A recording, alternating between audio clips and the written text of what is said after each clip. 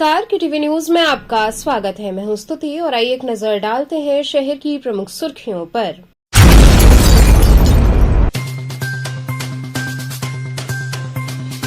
लुटेरी दुल्हन व उसके कथित रिश्तेदार को लंका पुलिस द्वारा किया गया गिरफ्तार।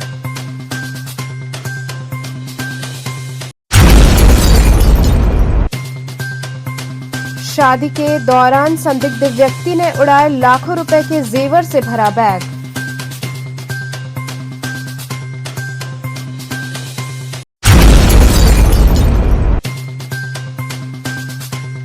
कार की डिमांड पूरी न होने पर विवाह से इनकार करने के मामले में अब तक नहीं हुई कार्रवाई।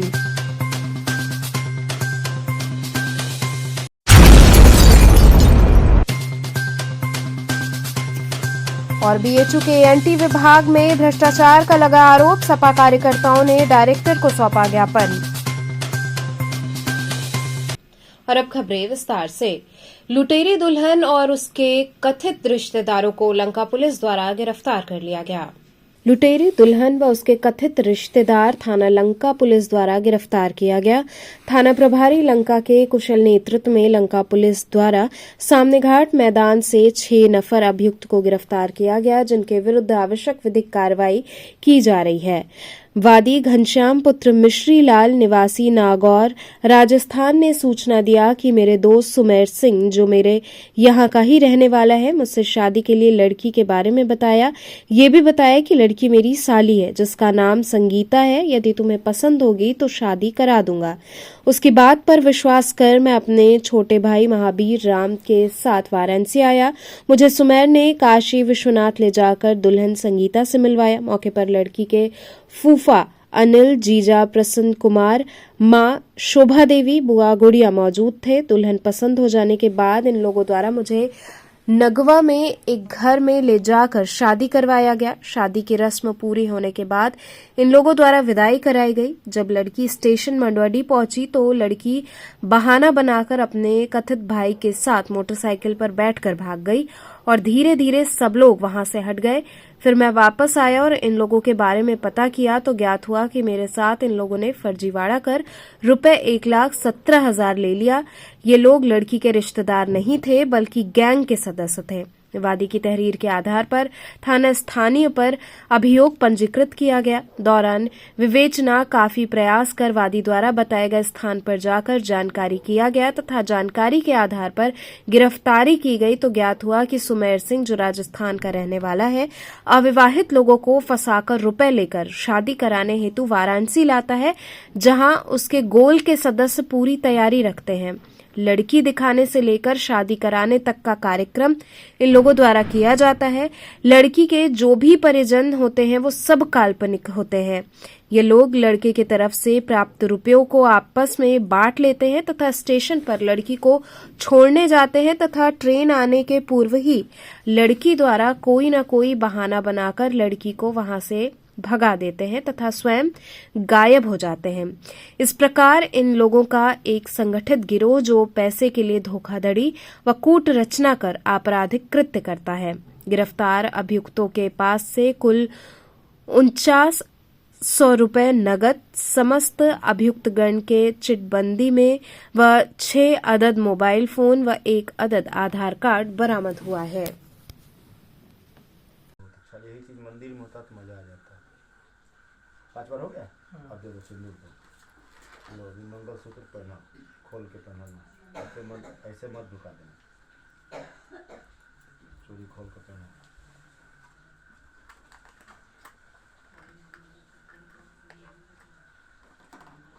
ये सुंदर बाबू ना तुम लेते जाना अपने घर, ठीक है? ऊपर से डाल न दीजिए, कहाँ अंदर से पहना रहे हैं। आप तो बोले खोल के पहना। हाँ ना, ठीक है, खोल के पहना। नहीं वो खोला, बोला खोल के पहनाने के लिए। 3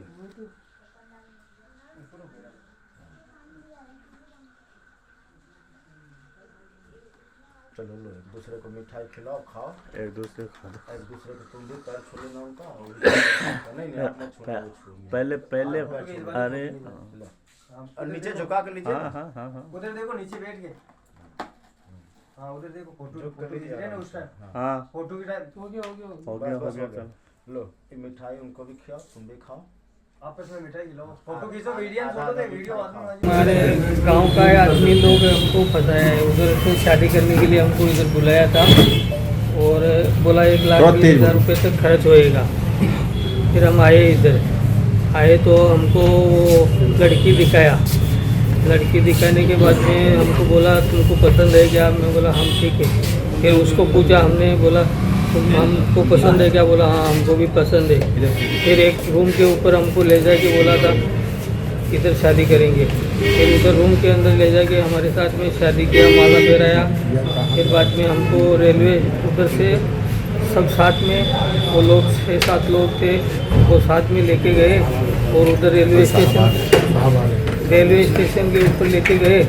फिर हमारे पास से उधर उनको पैसे दिए ऑनलाइन और बाद में उधर से वो लोग अलग अलग से निकल गए। बाद में वो लड़की, वो हम पानी लेने के लिए गए तो वो लड़की भी बाद में भाग गई उधर से। आप कहाँ राजस्थान। तो क्या आप शादीशुदा है कि बिना शादी? आपकी पहले भी शादी हो चुकी है? पहले शादी हुई थी। पत्नी है? नहीं, पत्नी नहीं है। क्या क्या पहले से होता परिचय था आपके बारे में उसको? आपका परिचय था पहले से? आपसे संपर्क कैसे हुआ? संपर्क का माध्यम हमारे इधर का है, वो जयपुर का उधर का पास का रहने का है, नीमका थाना का। तो उससे कुछ संपर्क हुआ था। तो वो आपका परिचित का था कि उसके परिचित का था? वो इधर टेम्पू चलाता था। तो ये मेरा भाई है, इसका शादी इधर हुआ है। लड़की से आपको किसने मिलवाया? वो जयपुर, वो नीम के थाने वाले ने। अच्छा, पैसा कितना ले लिया गया? 1,17,000 ले लिया गया। कैसे लिया आपसे? कैश लिया कि ऑनलाइन लिया? 97,000 ऑनलाइन दिया था। 97,000 ऑनलाइन दिया था। हाँ, और बाकी का केस दिया था। उसके बाद से क्या हुआ? शादी करने के बाद वो लोग भाग गए? हाँ, भाग गए। तो फिर आपको कैसे पता? फिर बाद में हमें इधर आए, ढूंढते आए तो वो हमको नहीं मिला था। तो हम इधर थाने में आके हिसाब से संपर्क किया था। तो शादी कहाँ कर रहे थे अपनी शादी? शादी इधर ही बाजू में रूम है, उधर शादी की। कौन लोग पकड़े गए? ये लंका पुलिस द्वारा आज बनारस में एक बड़ा फ्रॉड का जो मामला है उसका खुलासा किया गया है। इसमें जो 6 लोग गिरफ्तार किए गए हैं, 3 पुरुष और 3 महिलाएं हैं। ये अपने आपस में रिश्तेदार बता करके, शादी का झांसा दे करके लोगों से पैसा ऐंठ लिया करते थे और इसी में अपना फर्जी आधार कार्ड और पता बता करके ये घटना करते थे। इसमें जो विगत सूचना प्राप्त हुई थी कुछ दिन पहले, ये था कि राजस्थान से एक व्यक्ति को झांसा दिया गया कि जिसकी पहली पत्नी नहीं थी, डेथ हो गई थी, उसको बोला गया कि तुम्हारी शादी अपनी साली से करा देंगे और उनको फिर बनारस लाया गया और यहाँ पे 1,17,000 रुपये इनसे लिए गए। और उसके बाद शादी करने के बाद जो दुल्हन थी उसने बहाना बनाया कि पेट में दर्द हो रहा है और उसके बाद गायब हो गई वो स्टेशन से। उसी के बाद इनको शक हुआ कि इनके साथ धोखा हुआ है और इन्होंने पुलिस को सूचना दी। पुलिस ने तत्काल टीम गठित करके दबिश देके गिरफ्तारियां करी हैं और उससे ये खुलासा हुआ है और ऐसी ये एक घटना और कर चुके हैं जो ये गिरोह बता रहा है। सर कितना पैसा लिया था? 1,17,000 रुपये इन्होंने लिए थे और इन्होंने 90,000 रुपये ऑनलाइन ट्रांजैक्शन किए थे। और जो मुख्य आरोपी थे इसमें, जिनके कहने पे ये लोग राजस्थान से आए थे, वो भी जयपुर के रहने वाले हैं। उन्होंने अपने खाते से दूसरों के खातों में इसको ट्रांसफर कर दिया था और अभी रिकवरी की जा रही है ऑनलाइन माध्यम से। सर क्या इनके नेक्सस के कुछ लोग बनारस से भी जुड़े हुए हैं? क्या उनकी भी खोजबीन जारी है पुलिस? इनमें 2 महिलाएं जो हैं वो बनारस की रहने वाली हैं, एक बिहार की रहने वाली हैं और जो बाकी 2 पुरुष हैं वो जयपुर से पकड़े गए हैं। सर ये पुलिस लंका थाने की तीसरी बड़ी जो है ये कब्जे की कार्रवाई है, तो क्या इस पे जो है पुलिस को जो है किस तरह से जो है ये, क्योंकि एक अच्छा खुलासा किया है जिसमें जो समाज में ठगी कर रहे हैं लोग रिश्तेदारी के नाम पे और शादी के नाम पे, उसको लंका पुलिस द्वारा पकड़ा गया है। तो पूरी टीम को 25,000 का इनाम मेरे द्वारा दिया जा रहा है। ठीक सर, एक मामला। शादी के दौरान संदिग्ध व्यक्ति ने लाखों रुपए के जेवर से भरा बैग लेकर गायब हो गया। लालपुर पांडेपुर थाना क्षेत्र के बिलवा बाबा लम्ही स्थित एक लॉन में एक संदिग्ध व्यक्ति ने दुल्हन को चढ़ाए जाने वाले लाखों रुपए के आभूषण परिजनों की आंखों में धूल झोंक कर उड़ा लिए। परिजनों को आभूषण चढ़ाते समय जब बैग की जरूरत पड़ी तो बैग मौके पर नहीं था। परिजनों ने तत्काल पुलिस को सूचना देने के साथ ही सीसीटीवी फुटेज खंगाला तो एक संदिग्ध व्यक्ति दिखाई पड़ा जो कि शाम से ही लॉन में घराती बाराती के बीच उपस्थित था। मौका पाते ही 15 से 17 लाख रुपए के आभूषण वाला ट्रॉली बैग लेकर फरार हो गया। लॉन संचालक ने बताया कि 9 दिसंबर को लड़की पक्ष के बैंक मैनेजर संजय कुमार निवासी ओम नगर कॉलोनी ने अपनी लड़की वंदना की शादी के लिए लॉन बुक किया था। बारात नेवादा बिहार से आई थी। लॉन संचालक का कहना है कि रात 2 से 2:30 बजे के आसपास चोर ने आसानी से बैग उठाया और लेकर चल पड़ा। सूचना पर एसीपी कैंट, एडीसीपी सहित पुलिस के आला अधिकारियों ने घटनास्थल का निरीक्षण किया। लड़की के पिता संजय कुमार ने लालपुर थाने में तहरीर दे दी है। पुलिस सीसीटीवी फुटेज और मोबाइल डिटेल के माध्यम से संदिग्ध की खोज में जुट गई है।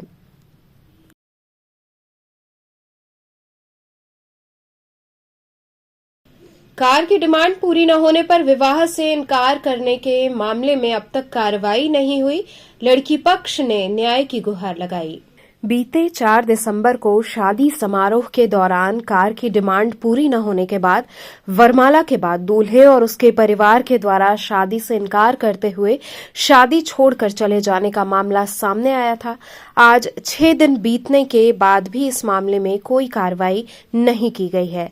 लड़की के पिता अजय कुमार जायसवाल ने बताया कि सुरेंद्र जायसवाल के पुत्र विशाल जायसवाल से उनकी पुत्री का विवाह तय हुआ था, जो कि 4 दिसंबर को चितईपुर स्थित एक लॉन में आयोजित किया गया था।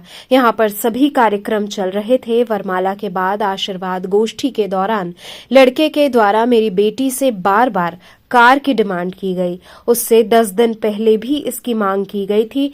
हम लोगों के द्वारा मामले को सुलझाने का बहुत प्रयास किया गया, लेकिन तुरंत उनकी मांग को पूरा नहीं किए जाने के चलते विवाह छोड़कर वे चले गए।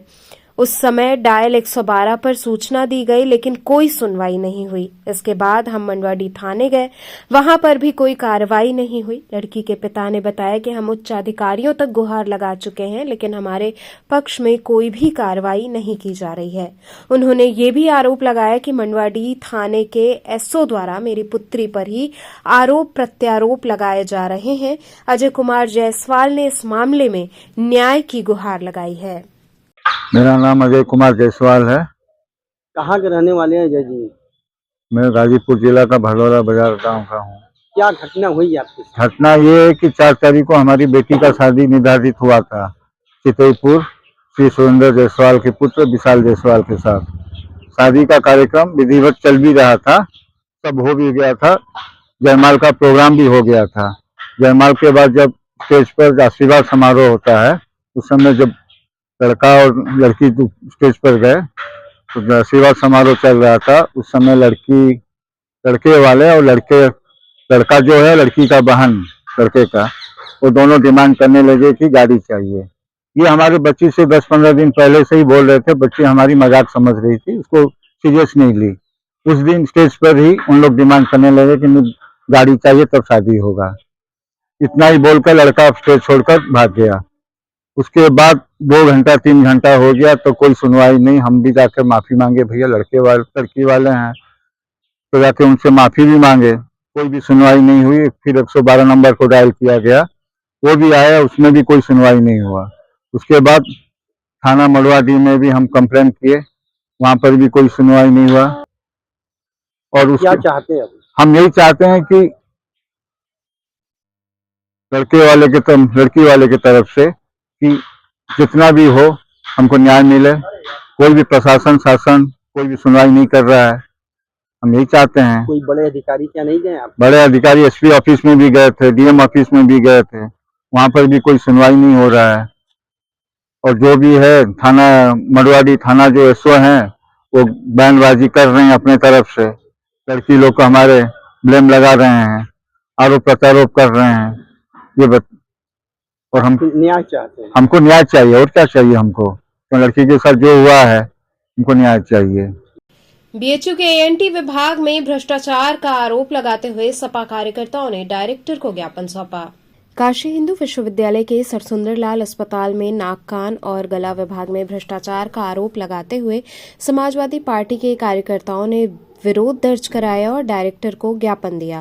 कार्यकर्ताओं ने कहा कि नाक कान और गला विभाग के ओपीडी के बाहर कुछ बाहरी व्यक्ति और मेडिकल स्टोर से जुड़े दलाल सक्रिय हैं, जो मरीजों से पैसे लेकर उनके पर्चे जल्दी लगवाने का कार्य करते हैं। ज्ञापन देने पहुंचे समाजवादी बाबा साहेब अम्बेडकर वाहिनी महानगर के अध्यक्ष अमन यादव ने कहा कि सरसुंदरलाल चिकित्सालय महामना मालवीय जी की धरती पर स्थापित है, जिसको भारत सरकार ने एम्स का दर्जा दिया है, जिसका उद्देश्य किफायती चिकित्सा सेवाएं प्रदान करना है। लेकिन नाक कान और गला विभाग में मरीजों के साथ आर्थिक शोषण और चिकित्सा सेवाओं में लापरवाही की गंभीर शिकायतें प्राप्त हो रही हैं। यहां ओपीडी से लेकर ऑपरेशन थिएटर तक मरीज के शोषण और इलाज में लापरवाही की शिकायत मिल रही है।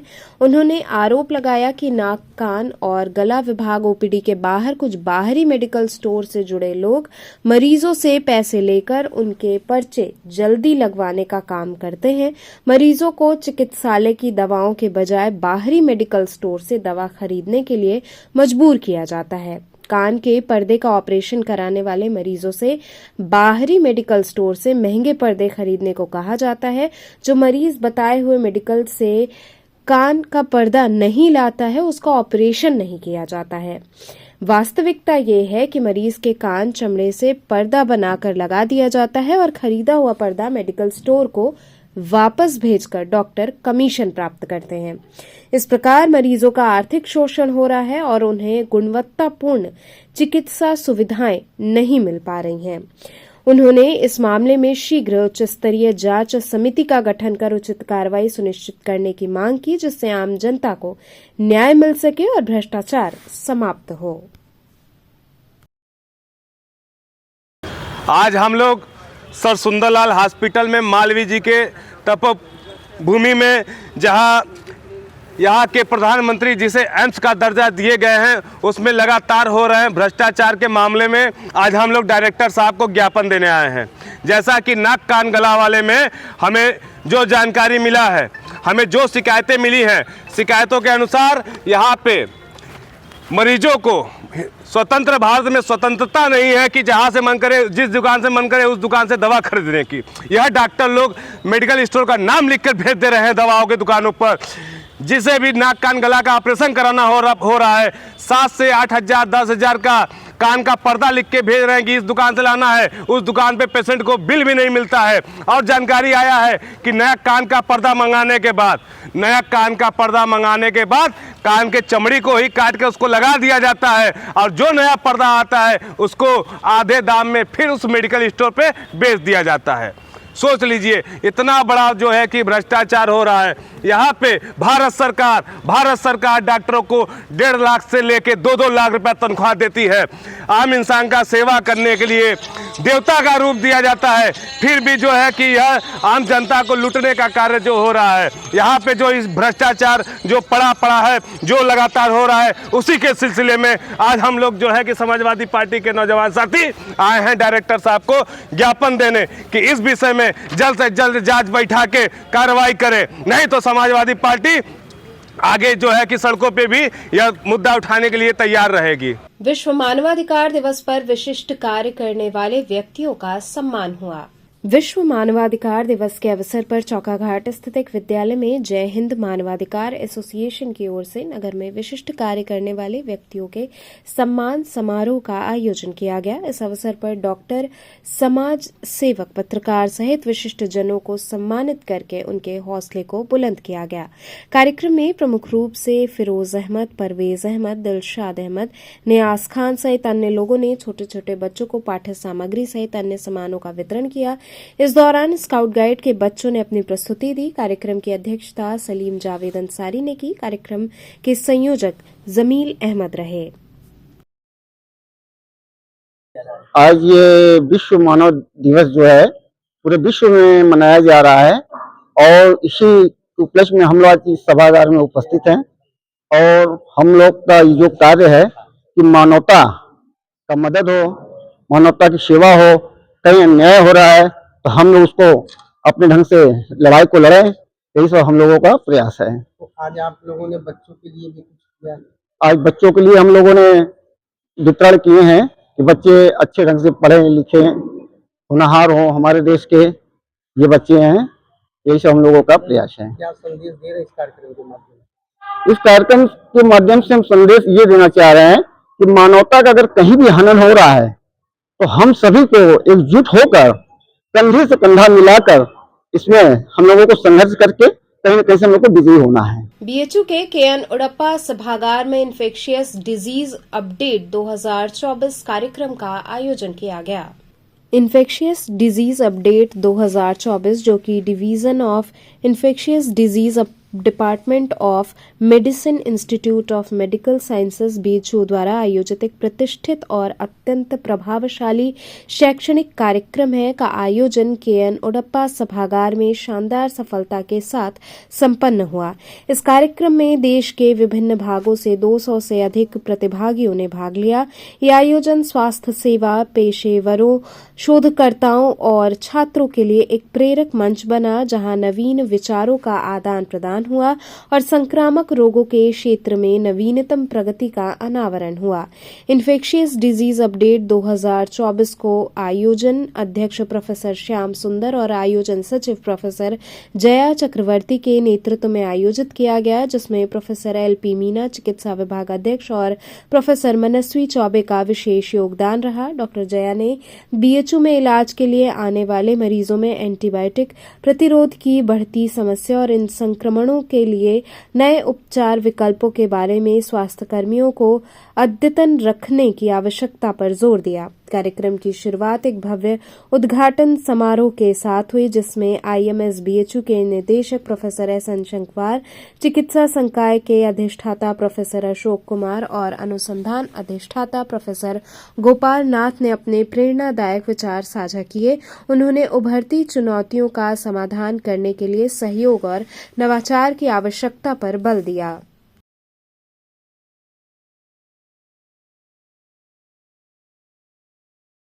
तो इन्फेक्शियस डिजीज़ेस सीएमई जो होता है, मतलब ये छोटे छोटे प्रोग्राम होते हैं जहाँ पे हम जैसे इन्फेक्शियस डिजीज़ेस एक्सपर्ट्स का प्रयत्न ऐसा रहता है कि इन्फेक्शियस डिजीज़ेस जो कि इंडिया में और अदर एवरीवेयर ये सबसे कॉमन बीमारी होती है हमारे प्रोफाइल में, तो उस वाले केस में इन्फेक्शन को किस तरह अच्छी तरह मैनेज करना है, किस तरह डायग्नोस करना है और आज कितना एविडेंस है एक पर्टिकुलर इन्फेक्शन और थेरेपी को रिलेटेड, उन सब की जानकारी देने का हमारा प्रयत्न रहता है। अब हम ये भी जानते हैं कि by and large although infection सबसे कॉमन चीज़ है हमारे सोसाइटी में, by and large most of the infections physicians manage करेंगे और यहाँ पे हमारा प्रयत्न रहता है ये सब सीएमईज ऑर्गेनाइज करके कि हम उनको थोड़ा एविडेंस बेस्ड अपडेट उनको दे पाएँ सो दैट वो अपने पेशेंट्स की ज़्यादा अच्छी देखभाल कर सकें। सर, सरकार जो इन्फेक्शन पे लगातार कई सालों से काम कर रही है, उसके बाद डॉक्टर भी कर रहे हैं, लेकिन अगर बात की जाए तो ऑल ओवर वर्ल्ड में इंडिया में बहुत ज़्यादा इन्फेक्शन जो है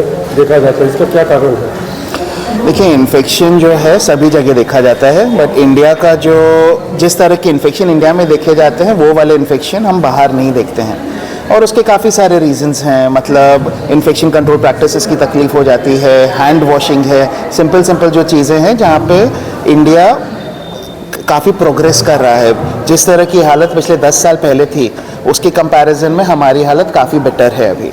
तो मैं ऐसा नहीं कहूँगा कि हमारे यहाँ पे ज़्यादा इन्फेक्शन देखते हैं, मैं ऐसा कहूँगा कि हमारे यहाँ पे जिस तरह इन्फेक्शन को मैनेज किया जा रहा है वो अभी इम्प्रूव हो रहा है।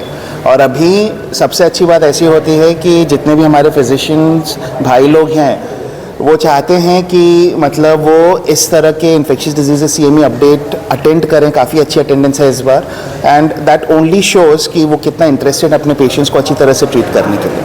ये संगोष्ठी चल रही है कि इन्फेक्शंस बहुत ज़्यादा होती हैं हमारे दुनिया भर में, बट हिंदुस्तान में काफ़ी इन्फेक्शंस रहती हैं। तो एक इन्फेक्शियस डिजीज़ की अपडेट है जिसमें जितनी भी तरह तरह की इन्फेक्शन होती हैं, चाहे वो बैक्टीरियल इन्फेक्शन हो चाहे फंगस की इन्फेक्शन हो, उनके लिए क्या क्या उपलब्धियां अभी हैं हमारे पास, हमारे देश में किस तरह से उनकी जांच प्रचार होनी चाहिए या हो सकती है, और किस तरह की दवाइयाँ हमारे पास उपलब्ध हैं इसके इलाज के लिए, इन सब पे सारे देश भर से एक्सपर्ट आए हुए हैं और इस पर संघोषणा चल रही है। पछुआ हवाओं के चलने से वाराणसी में ठंड बढ़ गई है। दिन की अपेक्षा रात में ठिठुरन अधिक है।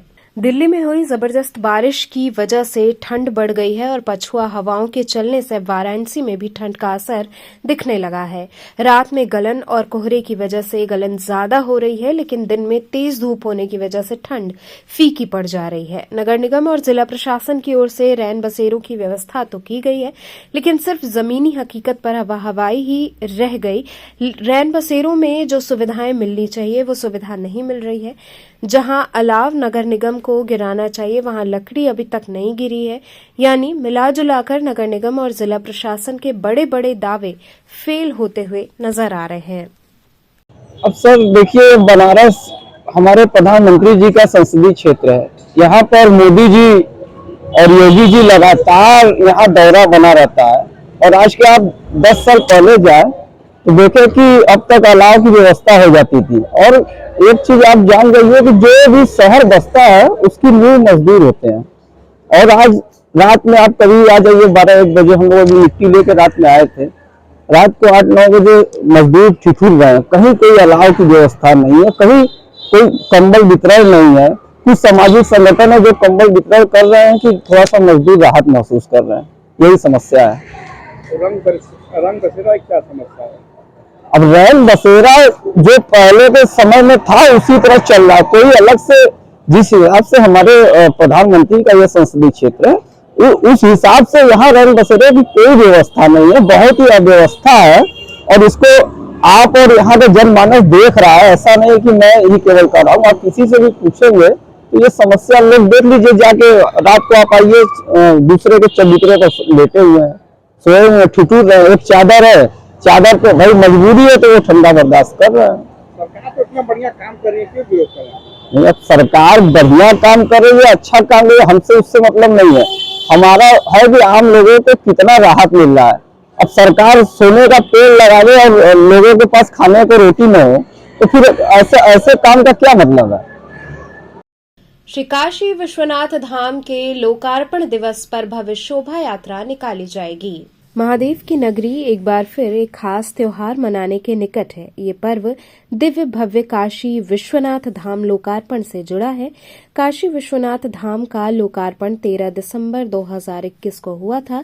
तब से उत्तर प्रदेश सरकार के संस्कृति विभाग के सहयोग से शिव बारात समिति द्वारा हर साल इस दिन एक भव्य शोभा यात्रा लोक महोत्सव के रूप में निकाली जाती है, जिसमें काशी नगरी के धार्मिक, सामाजिक, व्यापारिक संगठनों का समावेश होता है। इस बार शोभा यात्रा की थीम प्रयागराज के महाकुंभ पर आधारित है। इस बार शोभा यात्रा में महाकुंभ की वही आस्था, संस्कृति, धर्म का संगम दिखाई देगा। शहर दक्षिणी विधायक डॉक्टर नीलकंठ तिवारी मुख्य अतिथि के रूप में उपस्थित होंगे। उसमें अभी जैसा जानकारी दी गई 2021 जब आपके बनारस में माननीय प्रधानमंत्री जी और योगी जी के ध्यान से, उनके प्रेरणा से, उनके सहयोग से भव्य दिव्य और विश्वनाथ धाम बना। और 13 दिसंबर को इसका लोकार्पण माननीय हमारे सांसद, देश के यशस्वी प्रधानमंत्री मोदी जी द्वारा किया गया था। उस समय से लगातार, और हम लोग उसी दिन आज इस धाम की और भव्यता और दिव्यता को बढ़ाने के लिए काशी की शिव बारात समिति और एक शिव बारात के रूप में हर साल नए नए थीम पर एक उत्सव का, महोत्सव का आयोजन करती है, जिसमें मैं समझता हूँ लाखों की संख्या में काशी और आसपास के लोग भाग लेते हैं। शिव बारात ये आपके अभी सब बताते हैं ना, शोभा यात्रा है।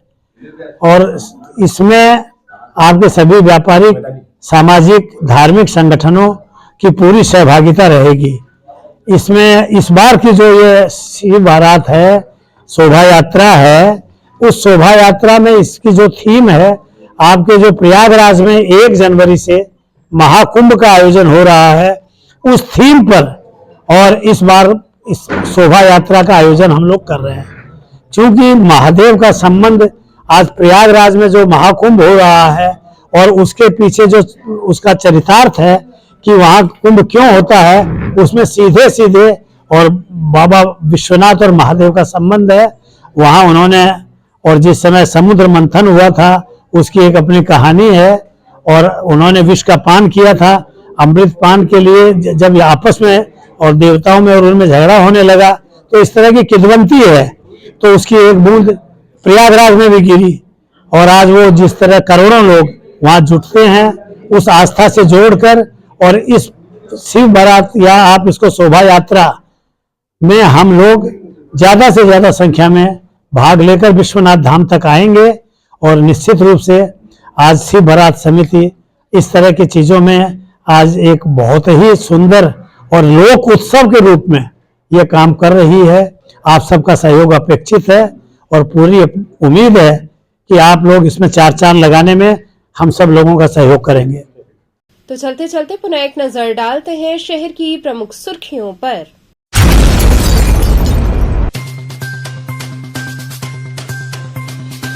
लुटेरी दुल्हन व उसके कथित रिश्तेदार को लंका पुलिस द्वारा किया गया गिरफ्तार।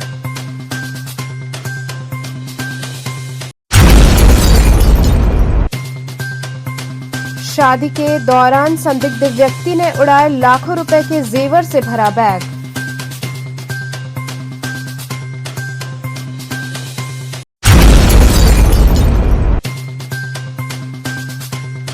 कार की डिमांड पूरी न होने पर विवाह से इनकार करने के मामले में अब तक नहीं हुई कार्रवाई।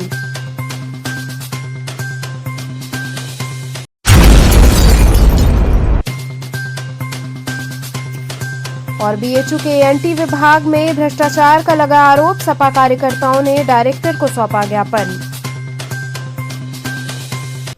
तो ये थे आज के समाचार, कल फिर होगी मुलाकात, तब तक के लिए नमस्कार।